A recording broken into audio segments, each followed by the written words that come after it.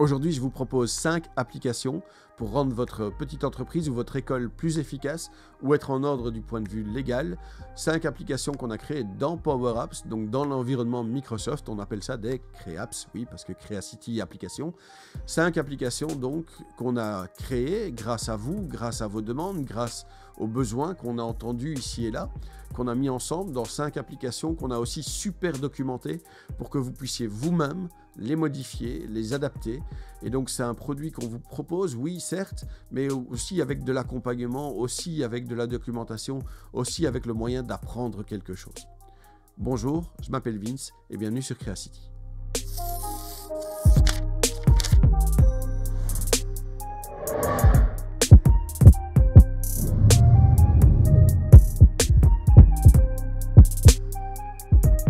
Je vais directement vous montrer ces 5 applications, mais avant de faire ça, je vous demande quand même, s'il vous plaît, de vous abonner, de commenter, de partager, de montrer un petit peu ça autour de vous. Je pense que vraiment, c'est des applications qui peuvent être utiles pour plein d'écoles, pour plein de petites entreprises. Ce n'est pas des applications très compliquées, mais vous allez voir, elles sont super utiles et elles permettent d'accélérer le mouvement, elles permettent de faire moins d'erreurs, elles permettent aussi parfois d'être en ordre du point de vue légal. Donc voilà, vous vous abonnez, vous commentez, vous partagez, ça me fait plaisir et en plus, ça permettra à plein d'autres personnes d'en profiter aussi. Allez, on s'y met, je vous montre mon écran, je vous montre toutes ces applications dans Power Apps et je vous montre aussi comment elles sont documentées pour vous aider à vous-même les mettre à jour, à vous-même les modifier, les adapter à vos besoins. Alors les 5 applications que je vais vous montrer aujourd'hui, elles sont utiles pour les écoles, évidemment, puisque c'est le titre de ces applications-là, c'est le package qu'on propose. Mais vous allez voir qu'en réalité, même si vous n'êtes pas une école, si vous êtes une petite entreprise, il y a beaucoup de choses qui vont être utiles pour vous aussi. On va traduire ça au fur et à mesure. Je vais vous montrer un peu toutes les applications et vous allez voir qu'au final, quelque part, les concepts sont un peu les mêmes. Même si on est dans une petite entreprise et une école, finalement, les besoins sont sensiblement équivalents. La première application qu'on a créée ici à l'intérieur de Creap School, c'est les pannes. Le truc, c'est que la plupart du temps, on dit comme ça au directeur en passant, tiens, il y a un néon qui fonctionne plus dans ma classe, tiens, ici, il y a une dalle qui est cassée, tiens, il y a ce robinet qui fuit ici ou là. Et puis au final, comme on le dit comme ça un peu au milieu d'un couloir, il n'y a rien qui se passe. Et même si on envoie un mail, le mail passe un peu à travers parce que franchement, c'est peut-être pas intéressant ou urgent. Et au final, on se retrouve parfois avec toute une série de trucs qui ne fonctionnent plus dans les différents locaux. Et donc ici, on a une sorte de petite interface, on a un petit truc simple pour pouvoir déclarer une panne. Alors, toutes ces applications-là sont construites autour de listes dans SharePoint. Et donc ici, vous allez voir, on va créer une nouvelle panne, c'est-à-dire un nouveau constat de panne. Et on va décider dans quel bâtiment ça se passe, parce qu'on a divisé un petit peu les locaux en bâtiments, en sections et puis en lieux. Et donc comme ça, vous pouvez choisir et séparer un petit peu les informations pour ne pas avoir une liste trop longue. On va prendre le type de panne. Alors le type de panne, c'est le genre de choses qu'on va aussi déterminer dans les listes SharePoint que je vais vous montrer juste après. On attache un fichier attaché pour, par exemple, une photo. Et puis on met des commentaires si c'est vraiment nécessaire. Et puis à la fin, tout ce qu'on fait, on sauve. C'est très simple, c'est très rapide. On a constaté une panne. On a mis quoi? 10 secondes, 15 secondes pour la déclarer à un endroit où tout le monde va pouvoir la retrouver. Et ça va être très simple et très clair. Je vous disais que tout ça se sauve dans des listes SharePoint. SharePoint, c'est le lieu de stockage de Microsoft 365. Et donc, on va retrouver tout ça dans des listes. Et quand vous aurez accès à toutes ces listes, quand toutes ces listes seront installées, voilà tout ce que vous aurez. Et donc, par exemple, ici, les pannes. On va retrouver ici la panne que je viens de constater, celle que je viens de rentrer dans le système. Elle est ici. Elle est bien en mode constat. On a bien le bâtiment, la section, le lieu, etc. Et donc, finalement, qu'est-ce qu'il reste à faire avec ça? Il reste peut-être à faire un flow dans Power Automate pour pouvoir envoyer ça à la personne qui doit s'en occuper. Et donc, ce qu'on pourrait faire, c'est que, par exemple, en fonction ici du type de panne, ça pourrait partir chez telle ou telle personne. Style, par exemple, c'est un problème de plomberie, eh bien, on sait que ça part chez les ouvriers. Par contre, c'est un problème avec la photocopieuse. Là, ça part plutôt à l'économa parce que quelque part, c'est eux qui doivent gérer ce genre de choses. Enfin voilà, peu importe un peu le flow que vous voulez mettre en place. Donc si vous avez besoin d'aide pour mettre ces flows en place, on mettra quelques vidéos à disposition pour vous expliquer comment faire. Et puis, comme pour beaucoup de choses dans Creap School, s'il y a quelque chose de très spécifique que vous voulez, si vous voulez changer des choses un petit peu particulières, vous pourrez le demander, on pourra le faire pour vous, mais vous allez voir que quand je rentrerai un petit peu dans le code et dans l'explication de ces CréApps, il y a beaucoup de choses que vous pouvez déjà changer vous-même. Alors, je disais, ici, c'est les pannes, mais vous me direz, ouais, mais enfin, type de panne, ça ne veut pas dire grand-chose, bâtiment comme ça, etc., ça ne veut pas dire grand-chose. Mais comme je vous le disais, tout est basé sur des listes dans SharePoint. Et donc, par exemple, ici, j'ai la liste de mes bâtiments. Si je veux les changer, si je veux changer leur nom, voilà, c'est disponible ici. J'ai une adresse, un code postal, une ville que je peux mettre. Conséquence, si on a une école avec plusieurs implantations ou une société avec plusieurs implantations, eh ben, tout simplement, on remplit ça ici, on modifie les lignes, on peut même modifier en mode gris pour avoir un peu plus facile, on peut en rajouter des nouvelles, enfin c'est très flexible. Ensuite, on a des sections. Les sections, c'est à l'intérieur des bâtiments, on a un bâtiment qui est divisé en plusieurs sections, donc on a un bâtiment qui est le parent et une section qui est une partie de ce bâtiment, donc ça aussi, encore une fois, on peut commencer à jouer avec ça. Et puis, on a les lieux, et les lieux font partie des sections. Et donc, on a comme ça 3 niveaux d'imbrication, justement pour que ce soit plus facile de déterminer exactement et facilement où se trouve la panne, et puis aussi, éventuellement, que ça puisse être redirigé vers la bonne personne. Je veux dire que ça ne doit pas aller peut-être chez le directeur du secondaire, si en fait, ça se passe au fondamental, par exemple. OK ? Alors, ici, le type de panne, même principe. Le type de panne qu'on voyait ici dans l'application quand on voulait rentrer la panne. Ici, le type de panne, voilà. Ici, ils sont là. Et bien, quelque part, encore une fois, ils sont ici, dans SharePoint List. Et donc, vous pouvez en rajouter, vous pouvez modifier les noms de tout ça, évidemment. Et donc, tout ça est très flexible et tout ça est très simple à mettre en place, puisque de toute façon, peu importe l'école, le bâtiment, le type de panne que vous allez vouloir mettre en place, vous avez chaque fois l'occasion de tout modifier ici. Quand on veut regarder toutes les pannes, elles sont bien là, on a tout, c'est bien sélectionné, tout est bien avec des liens de base de données, etc. Donc si on change le nom quelque part, ça va changer le nom n'importe où, et donc ça va être très facile à gérer. La deuxième application, donc je peux revenir en arrière ici, et la petite maison, c'est pour le travail collaboratif. Alors le travail collaboratif, c'est une obligation dans l'enseignement. On a une certaine quantité de périodes de travail collaboratif à fournir. Et pour pouvoir garder une trace de tout ça, eh bien, on a parfois les classeurs de concertation et des choses comme ça. Mais on peut aussi simplement dire, aujourd'hui on est mercredi, et à 12h30, j'ai eu concertation pendant une demi-heure. Et j'ai fait quoi comme type de travail collaboratif ? Ici, il y aura une liste. Et bon, je pourrais peut-être mettre, par exemple, ici, réunion, ici, organisation des classes de vertes, n'importe quoi. Je peux changer tous les types de travail collaboratif, mettre un commentaire, attacher un fichier avec, par exemple, la photo de la feuille de résumé du travail collaboratif. Et comme ça, on a pour chaque collaborateur, pour chaque enseignant, pour chaque personne qui travaille dans l'entreprise, tout simplement un moment de travail et un endroit où on peut le stocker.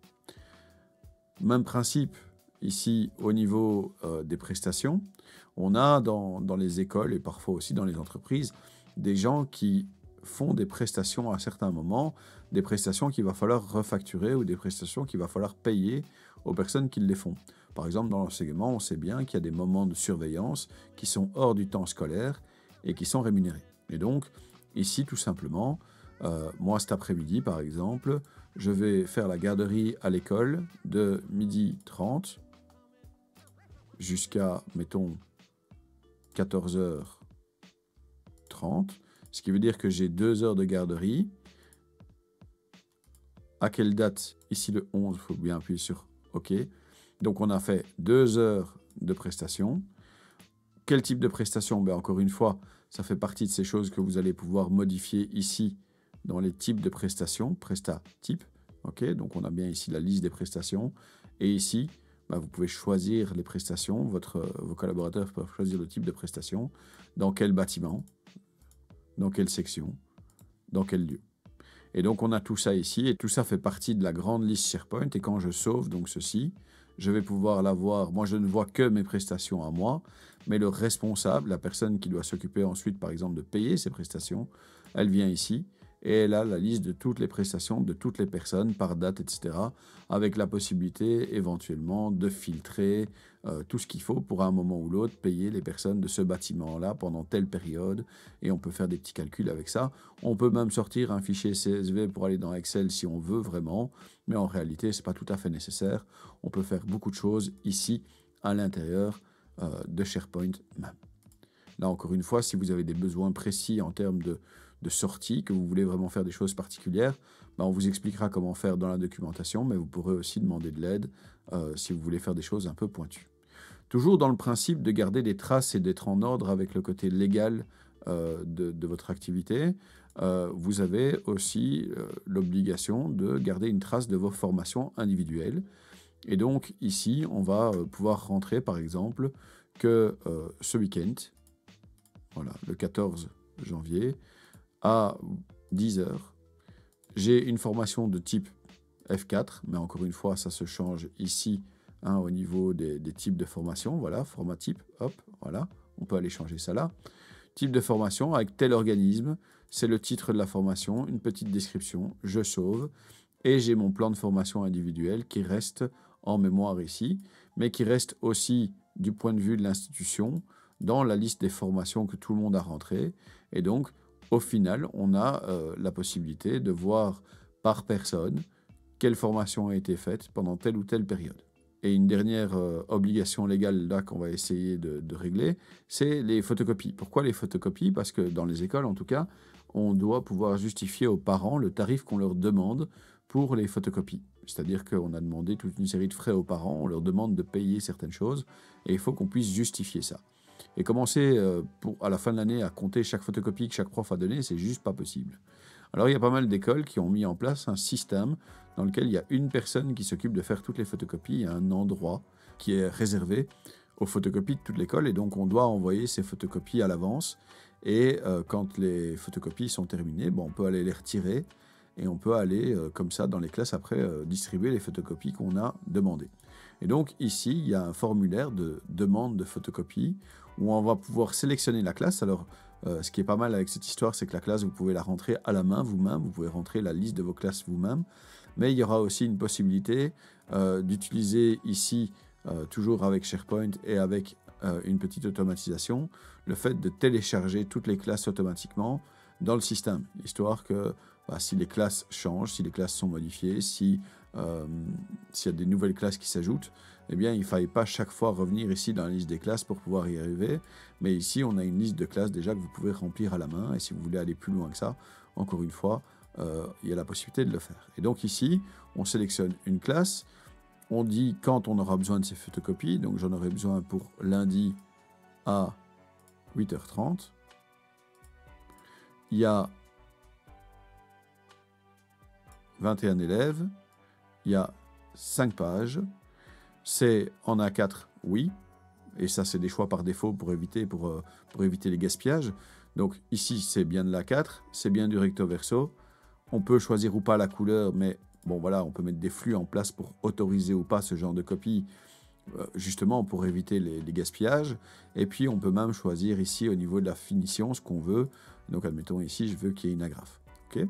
Et puis à la fin, tout simplement, il faut quand même attacher un fichier, il faut quand même que le fichier soit là, parce que sinon on ne sait pas quoi photocopier, évidemment. Et donc ici, on choisit son fichier dans la liste. Hop.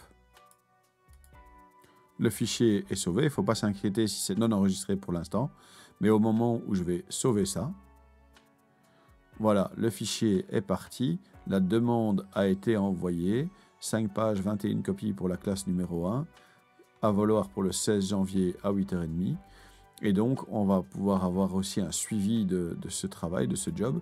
Mais la personne qui va s'occuper de tout ça, elle aura ici, au niveau des photocopies, tous les jobs qui ont été demandés, avec les différentes options, avec le fichier. Et donc, on va pouvoir récupérer tout ça et on va pouvoir faire les différents jobs qui sont nécessaires pour les différentes personnes, pour les différents membres du personnel. Alors tout ça, c'est sympa, c'est pas mal, c'est 5 applications qui, à mon avis, sont très utiles pour régler des problèmes administratifs ou légaux dans les écoles, pour pouvoir être en ordre un petit peu avec le côté légal. comment ça fonctionne cette histoire ou d'où ça part? Ça part de Power Apps. Et Power Apps, c'est l'outil de Microsoft pour créer des applications. Et donc ici, on vous a vraiment créé un canevas que vous allez pouvoir modifier intégralement, complètement, totalement.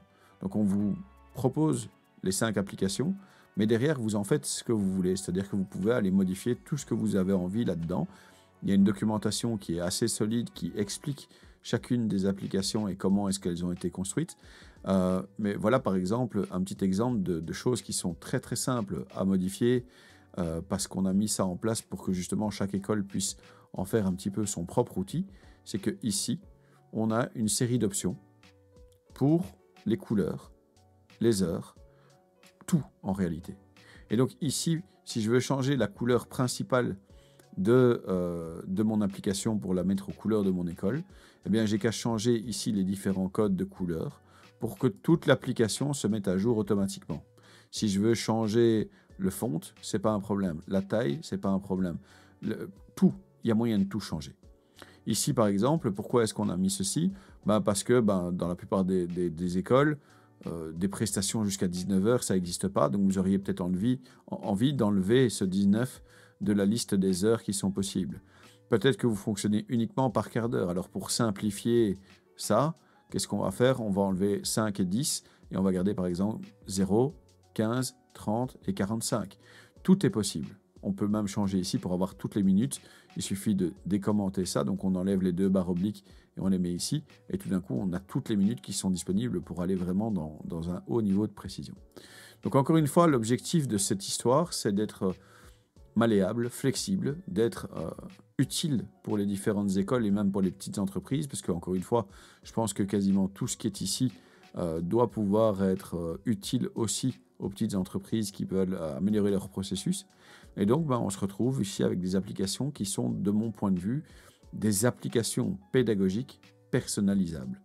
Pédagogiques parce qu'elles doivent vous apprendre aussi à utiliser Power Apps. Ce n'est pas pédagogique dans le sens où elles sont utiles que dans les écoles. C'est pédagogique parce que notre objectif, c'est que ces applications elles soient utiles en soi, mais qu'elles soient surtout pour vous l'occasion d'apprendre Power Apps.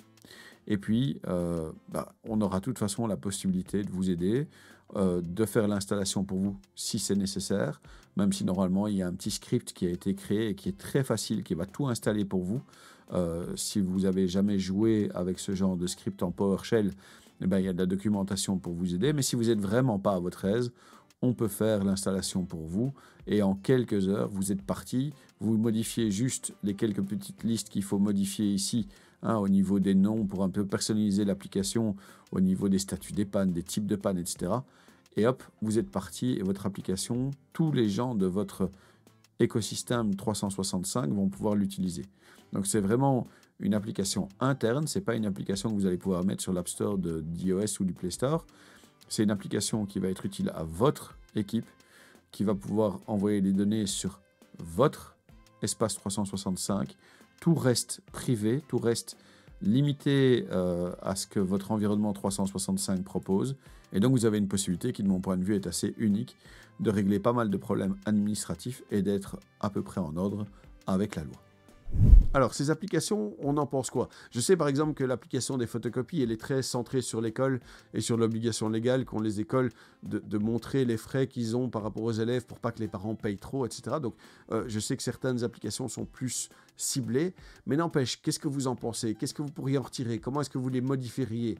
Qu'est-ce que vous ajouteriez pour qu'elles soient vraiment utile dans votre entreprise? Dites-moi tout ça en commentaire parce que là, le produit, il est fait, il est disponible, mais n'empêche qu'on a encore toujours la possibilité de faire des petites adaptations. On va peut-être créer une deuxième version à un moment ou l'autre. Donc voilà, dites-moi tout ça en commentaire, ça m'intéresse vraiment de voir comment vous allez utiliser ces applications. Encore une fois, je m'appelle Vince et je vous remercie d'avoir regardé cette vidéo. N'oubliez pas d'aimer, de commenter, de partager, de vous abonner et de faire sonner la cloche.